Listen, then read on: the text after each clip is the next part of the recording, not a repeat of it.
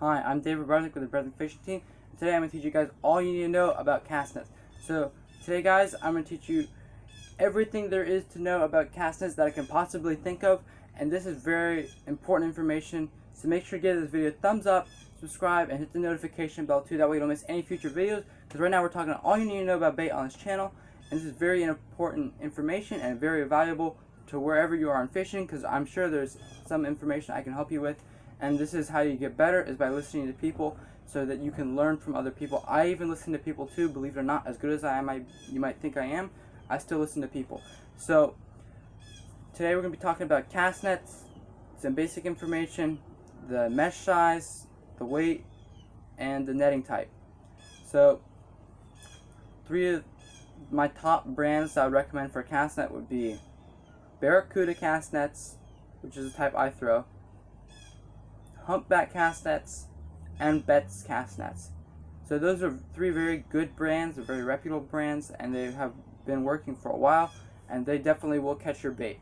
So right now, let's start talking about the basic information of a cast net. So a cast net is measured from the lead line, which is the bottom, to the cap or the horn on top, whatever you want to call it. It's like a little plastic device on top. And when it's straight up and down, that's the distance between those two is how big a cast net is. So if the difference is 6 feet, it's a 6 foot cast net. If it's 10 feet, it's a 10 foot cast net, and so forth.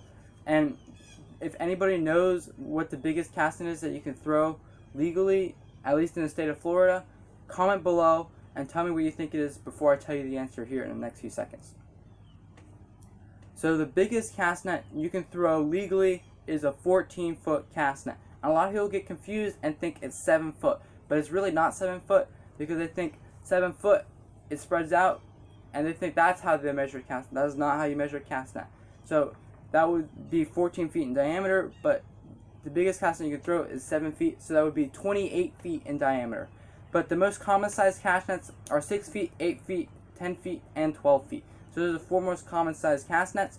But if you're starting out, I would recommend a 6 or 8 foot cast net. But if you're starting out a little kid, start him out with a 4 foot and make him work his way up, or her way up. So when you work your way up, you can get stronger, you can get more experience, you can develop little tricks you can find out. Also, I have videos on my channel, all you need to know about bait, you can go check out, and how to throw a cast net. I have 4 foot, 6 foot, and 10 foot. 4, 6 foot is pretty much the same principle, but when you go to throw an 8, 10, 12, or 14 foot cast net, it's very important that you use the technique I showed you. There is other ways you can do it, but that is my preferred method that I have on the video. So make sure to go check those videos out. So now let's talk about mesh size. So mesh size is going to vary. Like if you're throwing in shallower water, like for littler baits, you're going to want 1/4 inch or 3/8. I would recommend a 1/4 inch, like if you're throwing in super shallow water. That way you're not getting as many fish that are getting gilled, because you want to choose the right mesh size depending on the type of fish you're going after. And when you're going to choose your cast net, you can go in and you can ask the bait shop owner or the store, somebody working in the store in that department, about what they think would help you the most if you don't know. So like a mullet, you'd want like 1 inch mesh, but the three most common size meshes are 1/4 inch, 3/8, and 1 inch. So 1 inch is what you can use for mullet because it's going to sink faster, and that way you're also not catching all those other little thread fins and stuff. But if you're going after thread fins and pilchards, you're going to want sardines, you're going to want to use a 3/8 inch. I use a 3/8 inch mesh, but if you're going after like smaller stuff, 1/4 inch is good too, because you're in shallow water, you might be going after littler fish, like little thread fins and stuff like that. So you're going to want to go with a 1/4 inch, that way they're not getting gilled, and when they're gilled, they're going to be all stuck in your net, and you're going to have to pull them all out one by one by one, and it's just a pain in the butt. So don't make that mistake, guys, because it takes time away from fishing, and it damages the bait, and that's not good at all. So most of the time, if you're throwing in shallow water, go with 1/4 inch again. Deeper water, like 10, 15, 20 feet, go with 3/8 inch.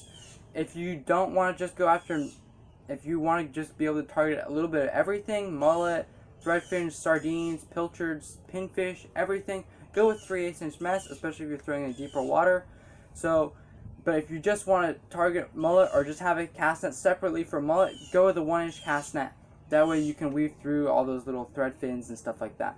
So mesh size is important for when you're going after certain fish. So now let's talk about netting material. So netting material is going to be either two types, nylon or monofilament. Hands down, monofilament is the best because nylon, it absorbs the water and it gets heavier, it sinks slower, and it's just heavier. So, and it's also more visible, but monofilament sinks faster, it's not as visible, and it's not as heavy. So you're going to catch more bait with that. So that's something you want to go with, is go with monofilament. Do not go with nylon. I've never thrown nylon cast net because I had asked some professionals earlier on in my life about cast net choices. So that's something to keep in mind.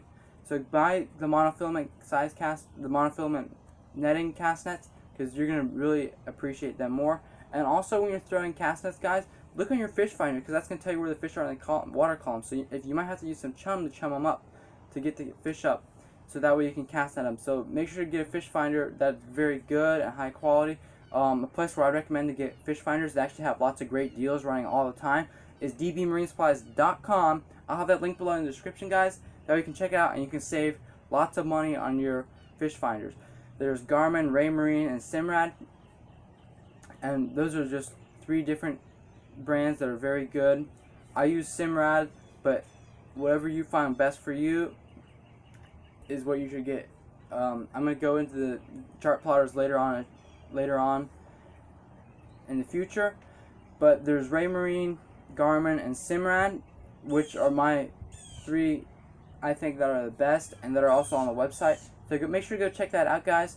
So when you're looking at your fish finder and you see like little clouds and clusters of stuff, if you're not in like murky water, like if you're off the beach and deeper water, that's normally stuff that they're feeding on. Like if you see clouds like in the middle of the water column, that's normally the stuff they're feeding on, and that'll be the stuff that you'll see bait fish around. So that's something I keep in mind. A lot of people actually don't realize that, and that's why you see like clusters and then you see little fish around it.